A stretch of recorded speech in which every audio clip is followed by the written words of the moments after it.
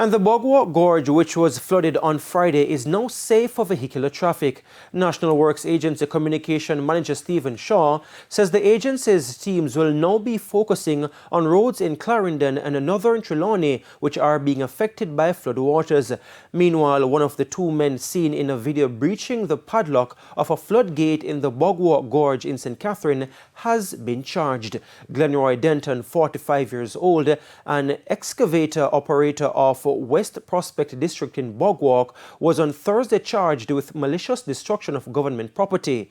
Denton was offered station bail in the sum of $100,000 and is booked to appear in the St. Catherine Parish Court on October 6. Allegations are that on Monday, September 26, the National Works Agency (NWA) ordered the closure of the gate located at the dam head due to flooding in the gorge from the Rio Cobre. It's further alleged that Denton and another man cut off the padlock to the floodgate and proceeded to venture along the roadway.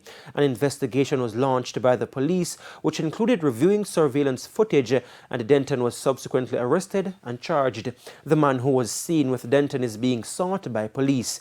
Meanwhile, Attorney at Law Roger Davis is contending that proof will have to be established that the government is the owner of the property.